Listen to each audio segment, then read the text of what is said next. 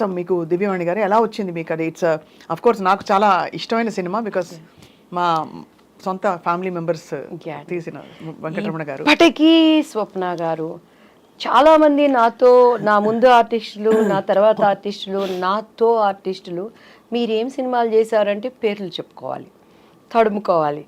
ఆ హీరోలతో ఎంతో స్ట్రగుల్ అయ్యి ఏమేమో పణంగా పెట్టి వాళ్ళు పెద్ద పెద్ద హీరోలతో చేశారు. కానీ దేవుడి దయ బాపు రమణ గారు దివ్యవాణి అంటే పెళ్లి పుస్తకం అంటే దివ్యవాణి, ఆ తర్వాతే రాజేంద్ర ప్రసాద్ గారు అంటారు. అవునవును, ఎందుకంటే నేను కొత్త అలా చేయటానికి.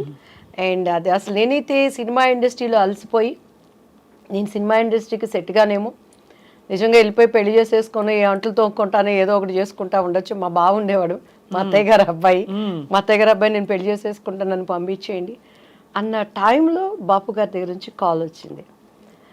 ఇట్లా బాపు గారు చూస్తారంటే ఈయన కూడా అంతే, అందరూ డైరెక్టర్ లాగానే ఉంటారు, వేవేవో మాట్లాడతారు, నేను అలా ఉండను అంటాను. ఇంటికి వచ్చినాక మా అమ్మ ఇండైరెక్ట్గా తిడుతుంది, డైరెక్ట్గా తిడితే మళ్ళీ నన్ను భరించలేరు ఎవరు, ఇండైరెక్ట్గా తిడుతుంది. నేను ఇంకా ఏడ్చుకుంటా చీదుకుంటా ఉంటాను, నన్ను పంపించండి నేను మళ్ళీ చదువుకుంటాను అంటాను. ఇది కూడా అంతేలే అని చెప్పని తలకు బాగా నూనె పెట్టుకున్నాను. అప్పుడు చీర కట్టాలంటే మమ్మీనే కట్టేవాళ్ళు, నాకు అంత కట్టుకోవటం రాదనమాట. సో బాపు గారి దగ్గరికి వెళ్ళినప్పుడు తలకి లక్ ఏంటంటే ఆ రోజు తలస్నానం చేయలేదు, తలకు నూనె పెట్టుకున్నాను.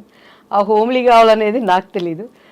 మీకు ఇక మీరు మన రమణ గారి ఫ్యామిలీ అని అంటే మీకు తెలుసు కదా, బాపు గారి రూమ్ పైన పెద్ద రూమ్, అన్ని పుస్తకాలు, చిన్న ఆయనగా ఆయన కూర్చొని బొమ్మలు గీసుకుంటున్నారు. మన రమణ గారు ఉన్నారు కదా, రమణ గారు తీసుకెళ్లారు. ఈ అమ్మాయి కొత్త అమ్మాయి అండి దివ్యవాణి గారు అనగానే చూశారు బాపు గారు, నమస్కారం అండి అని కూర్చున్నాను నేను. ఇది జుట్టు మీ సొంత జుట్టండి అని అన్నారు. అవును సార్ అన్నాను. ఇట్లానే ఉండాలి మూవీలో అన్నారు. సరేనండి అని, ఎందుకంటే నేను ఓకే అవననేది నాకు లోపల ఒక అభిప్రాయం. బట్ నాకు అప్పుడు బాపు గారి విలువ నాకు నిజంగా తెలియదండి. బాపు గారు ఎంత గొప్ప మనిషి, ఎందుకంటే నేను సినిమాలు చూసేదాన్ని కాదు. ఈ క్వార్టర్లీ హాఫ్ ఇయర్లీ ఎగ్జామ్స్ వస్తే ఒక సినిమా, అది కూడా అప్పుడు మనకు తెలిసిన హీరోలు ఎవరు, శోభన్ బాబు, కృష్ణ. మా అన్నయ్య ఏమో కృష్ణ ఫ్యాన్స్, మేమేమో శోభన్ బాబు ఫ్యాన్స్. ఈ రెండు సినిమాలు అంటేనే ఇంట్లో అడుక్కుంటే కానీ పంపించండు మా నాన్నగారు. అట్లా నేను పెరిగిన దాన్ని. లోతుగా సినిమా ఏంటి, పరిజ్ఞానం ఏంటండి. ఇప్పుడు రాజేంద్ర ప్రసాద్ గారు వీళ్ళందరూ ఏం చెప్తారు, మేము ఏంటి డబ్బింగ్ 75 పైసలకు చెప్పాము, అన్నం లేకుండా ఉన్నాము, దీని మీద కసితో వచ్చాము. సూపర్ స్టార్ కృష్ణ గారు కానీ ఇప్పుడున్న మెగాస్టార్లు కానీ. నాకు అట్లంతా నేను రాలేదు, తేపడ్డాను కాబట్టి నాకు అసలు సినిమాలు ఇవన్నీ తెలియదు అనమాట. సో బాపు గారి విలువ తెలియకుండా అప్పుడు ఆయన ఏమడిగారంటే, మా అమ్మగారు అన్నారు, మిస్సమ్మ సినిమా చూసావమ్మ అన్నారు. నిజంగా పాత సినిమాలు ఏం చూస్తాం, ఈ ట్రెండ్లో పెరిగిన వాళ్ళం. మా అమ్మ ఇంకా చూస్తే ఇట్లా అన్నారు, అమ్మ అంటే చూశానని చెప్పానంటే చూశాను సార్ అన్న. నిజంగా నేను మిస్సమ్మ చూడలేదు, అబద్ధం, ప్రామిస్ అబద్ధం చెప్పాను. లేకపోతే ఇంటికి వెళ్ళినాక మొట్టికాయలు పడితే పప్పు గుత్తిగారితో డబ్బులు పడతాయి, ఎవరు పడతారు అవన్నీ చూసి చూశాను సార్ అన్న. కానీ సేమ్ అందులో క్యారెక్టరే మీది అని అన్నారు. అలాగే సార్ అన్నాను. నీకు కాళ్ళు చూపి అమ్మ అన్నారు. మా అమ్మాయికి ఇలా చూసాను. మా అమ్మగారు పాప ఆమె భయపడితే ఈ అవకాశం అన్నా మా అమ్మాయికి రావాలి, ఏదో ఒకటి మా అమ్మాయి ద్వారా మేము ఇండస్ట్రీలో ప్రూవ్ చేసుకోవాలని కాళ్ళు చూపించాను. ఎందుకంటే ఆ మూవీలో ఎక్కువ కాళ్ళకి షార్ట్స్ ఉంటాయండి. మహానుభావులు. నా స్టోరీ నాకు మిస్సమ్మ సినిమా మళ్ళీ చూడమ్మా అని అన్నారు. అలాగే సార్ అని చెప్పాను. ఇంటికి వెళ్ళిపోయాను. టక్ టక్ టక్ టక్ అగ్రిమెంటు, డేట్స్ ఫిక్స్ అయిపోయినాయి. 45 days కంటిన్యూస్గా షూటింగ్. అమ్మ అన్ని మాట్లాడేశారు, డబ్బులు ఏమిటి అసలు, రమణ గారు ఉన్నారు, మన మేనేజర్ రమణ గారు, ఇప్పటికే ఆయనే ఉన్నారు. శ్రీరమణ గారు అంతా మమ్మీ మాట్లాడుకున్నారు. శ్రీరమణ గారు అంటే పెద్దవారు? నో ఇప్పుడు ముళ్ళపూడి వెంకటరమణ గారు, బాపు గారు, శ్రీరమణ గారు ఈజ్ ద ఇంకా పర్మనెంట్ కుటుంబ సభ్యులు. అవును, ఆయన అదే శ్రీరమణ గారు అంటే ఆయనే కదా. శ్రీరమణ గారు అంతా మాకు మమ్మీతో మాట్లాడారండి. నెక్స్ట్ డే ఆంధ్రజ్యోతి ఈనాడు బాపు బొమ్మ దివ్యవాణి అని వచ్చింది. ఫస్ట్ ఫోన్ మా ఇంటికి వచ్చింది. అప్పుడే మారిందా మీ పేరు? దివ్యవాణి అప్పుడు మారలేదు కదా, అంతకు ముందే ముందే మారిపోయింది. అంటే నాకు ఫస్ట్ నేను చేసినప్పుడు డాన్స్ రాజా డాన్స్ అని చేశాను.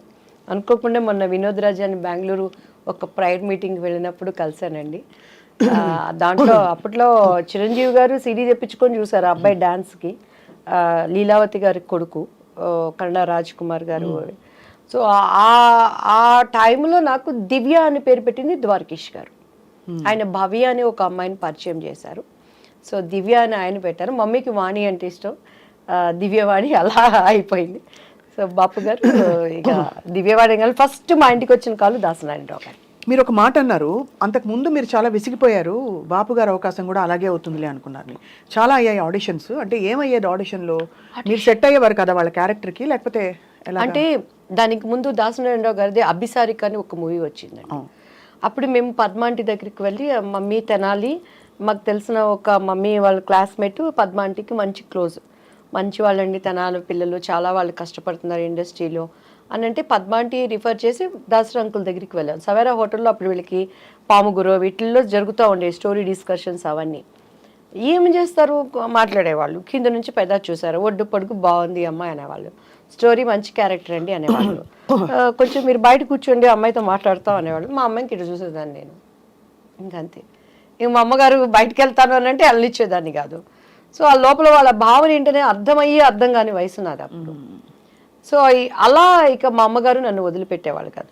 మొన్న కూడా చౌదరి గారు అని చెప్పని ఒక ఆయన ప్రొడ్యూసర్ కలిసారండి. అప్పుడు అర్జున్ సర్జాతో ఒక మూవీ చేయాల్సింది, శారదాంటి మెయిన్ క్యారెక్టర్. అందులో అంతా డేట్స్ వరకు వచ్చింది, అంతా ఓకే అన్నారు, క్యారెక్టర్ మిస్ అయిపోయింది.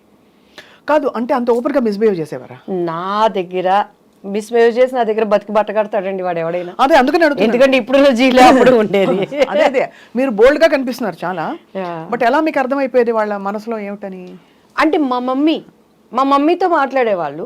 మా మమ్మీ అమ్మాయి చిన్నపిల్లండి, తను ఫ్రెండ్లీగా మంచి ఆర్టిస్ట్ అండి, మా అమ్మాయిలో టాలెంట్ ఉందండి అని అలా అనేవాళ్ళు. ఇంటికి వచ్చినాక డిస్కషన్ జరుగుతుంది కదా, నన్ను బాగా రెచ్చగొట్టేది మా అక్క అయితే. చూడు నువ్వు చేయాల్సిన క్యారెక్టర్ అమ్మాయి చేసింది, చూసుకోండి చేసుకొని నాకేంది, నేను ఎప్పుడు ఏ క్యారెక్టర్ పోయిందని ఏడ్చింది లేదండి.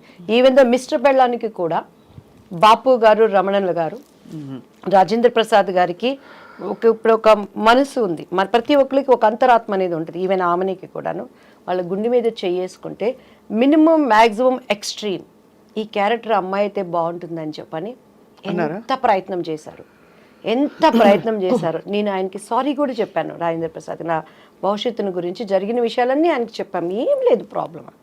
ఆయన వేరే ఆలోచనలో ఉండేవాళ్ళు, మేము అది అంటే ఇప్పుడు అప్రమత్వం, ఈజ్ గుడ్ ఆర్టిస్ట్ కానీ ఆ క్యారెక్టరు నాకు ఆమెని ఒకరోజు ఫ్లైట్లో కలిసినప్పుడు నాతో చెప్పింది, దివ్యవాణి గారు 1000 సార్లు నాకు ఆ డెక్లో, అప్పుడు సీడీలు డెక్లు ఉండేవి, చూపించి ఇలానే కావాలని చెప్పేవాళ్ళు. బాబు మరి ఎందుకు మిస్ అయిపోయారు మీరు?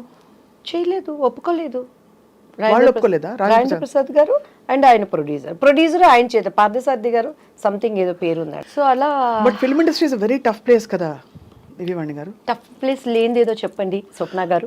అలా కాదు, రిలేటివ్లీ నేను మీరు అన్నది రైటే, అన్ని ప్లేసెస్ లో టఫ్ ప్లేసే. పనమ్మాయి మన ఇంటికి వచ్చి ఒక పనమ్మాయి పని చేస్తుంది.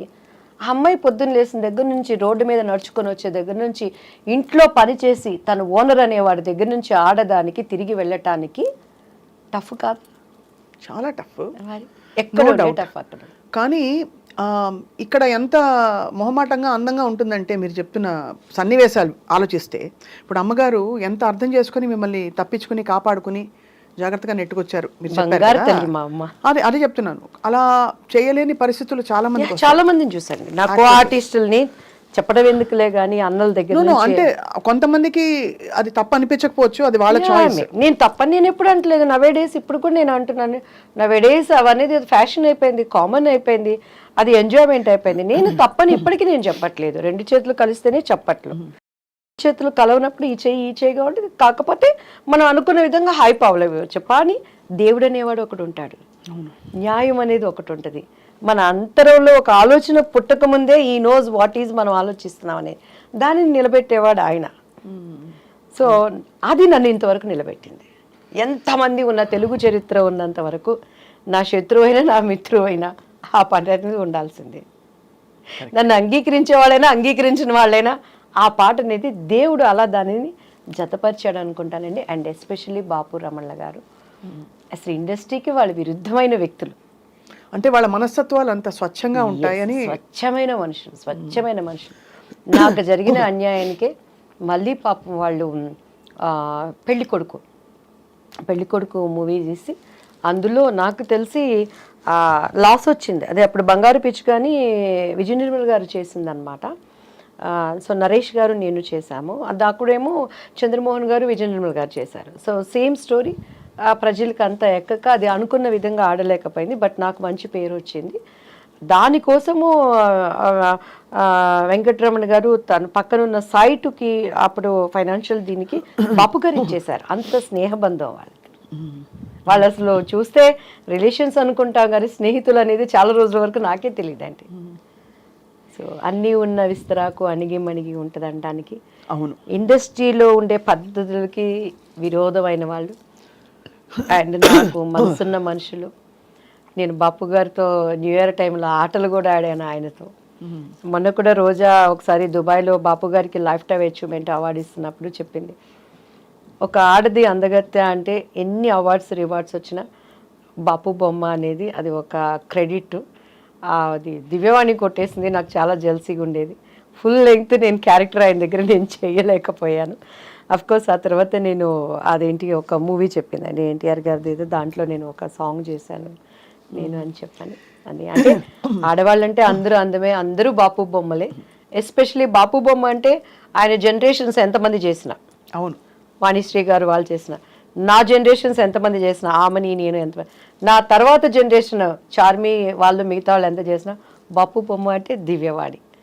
అది నా ఇంటి పేరుగా మార్చబడింది కదా, అదే నాకు దేవుడిచ్చిన ఒక ధన్యత అండి.